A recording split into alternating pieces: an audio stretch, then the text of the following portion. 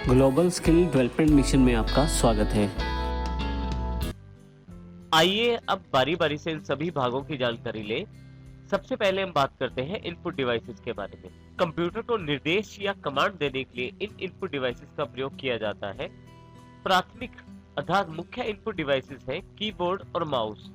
इसके अतिरिक्त बहुत सारी इनपुट डिवाइसेस अवेलेबल रहती हैं जिनसे आप अपनी निर्देश या कमांड को कंप्यूटर तक पहुंचा सकते हैं।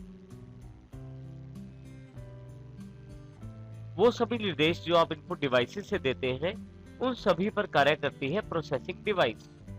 प्रोसेसिंग डिवाइसेस अर्थात इनपुट डिवाइस के माध्यम से जो जानकारी या डेटा प्राप्त होता है उस पर प्रोसेस करना, जैसे डेटा को छांटना, डेटा को ऑर्डर में लगाना, उस पर कैलकुलेशन करना, रिजल्ट को स्टोर करना इत्यादि के लिए हर कंप्यूटर में एक प्रोसेसिंग डिवाइस होती है।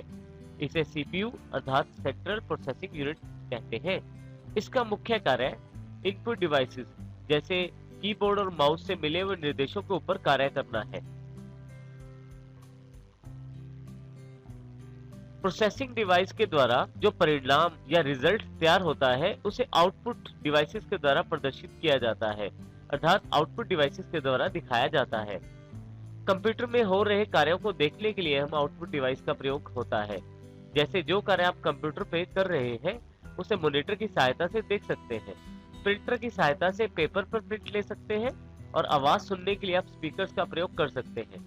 अर्थात अलग अलग तरह की आउटपुट के लिए अलग अलग तरह का डिवाइस अवेलेबल रहता है। जैसे वीडियो, चित्रों या टेक्स्ट को देखने के लिए आप मॉनिटर का प्रयोग कर सकते हैं और यदि आप किसी रिजल्ट को या परिणाम को कागज पे प्रिंट करना चाहते हैं तो प्रिंटर का प्रयोग कर सकते हैं।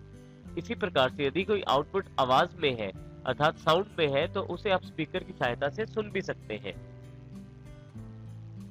तो इसमें यहाँ ये निष्कर्ष निकलता है कि सभी कमांड्स या निर्देश कंप्यूटर को जो दिए जाते हैं वो इनपुट डिवाइसेस की सहायता से दिए जाते हैं और उन सभी निर्देशों पे प्रोसेसिंग डिवाइस के द्वारा कार्य किया जाता है और जो परिणाम उपलब्ध होता है उसे आउटपुट डिवाइसेस की सहायता से दिखाया जाता है। आइए अब हम इनपुट डिवाइसेस को विस्तार से जानते हैं। इनपुट डिवाइसेस में सबसे पहले सबसे प्रमुख डिवाइस की बात करते हैं जिसे माउस कहते हैं। इससे आप कंप्यूटर में दिखाई देने वाले एरो या पॉइंटर को घुमाते हैं और आइकॉन्स, स्टार्ट बार या डेस्कटॉप के किसी भी प्रोग्राम को चुन सकते हैं। इसके घूमने पर आप देखेंगे कि पॉइंटर भी आगे पीछे घूम रहा है। यदि आप माउस को थोड़ा आगे लेकर जाएं तो पॉइंटर भी आगे चला जाता है और यदि माउस को पीछे लेकर आए तो माउस के साथ साथ पॉइंटर भी पीछे आ जाता है। इसका मतलब ये है कि जिस दिशा में आप माउस घुमाते हैं उसी दिशा में आपका पॉइंटर चला जाता है। माउस के ऊपर दो बटन होते हैं, लेफ्ट बटन और राइट बटन। साथ में बीच में एक छोटा सा स्क्रोलर जिसे गोल बटन भी कहते हैं उपलब्ध होता है। यदि आप कंप्यूटर को किसी तरह का निर्देश देना चाहते हैं तो आप उसके लिए माउस के बटन्स का प्रयोग कर सकते हैं। आप कंप्यूटर के किसी भी प्रोग्राम को सिंगल क्लिक करके सिलेक्ट कर सकते हैं अर्थात चुन सकते हैं। सिंगल क्लिक का अर्थ है एक बार लेफ्ट साइड वाले बटन को दबाना अर्थात बाएं बटन को यदि आप एक बार दबाएं तो उसे सिंगल क्लिक कहते हैं। इससे आप किसी भी प्रोग्राम को सिलेक्ट अर्थात चुन सकते हैं। डबल क्लिक, यदि आप कंप्यूटर के किसी भी प्रोग्राम को खोलना चाहते हैं या ओपन करना चाहते हैं तो उसके लिए आप डबल क्लिक का प्रयोग कर सकते हैं। डबल क्लिक से अभिप्राय जल्दी जल्दी दो बार क्लिक करने से है। यदि आप माउस के लेफ्ट बटन को दो बार जल्दी जल्दी क्लिक करते हैं तो आप किसी भी प्रोग्राम को खोल सकते हैं।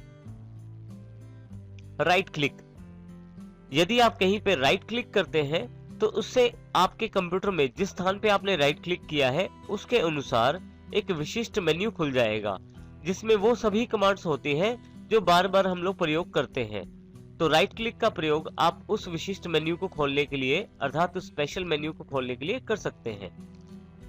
स्क्रॉलिंग, यदि आप ऐसे पेज पे हैं जो कंप्यूटर की स्क्रीन से बड़ा है तो आप पेज को स्क्रॉल करके ऊपर नीचे आसानी से देख सकते हैं।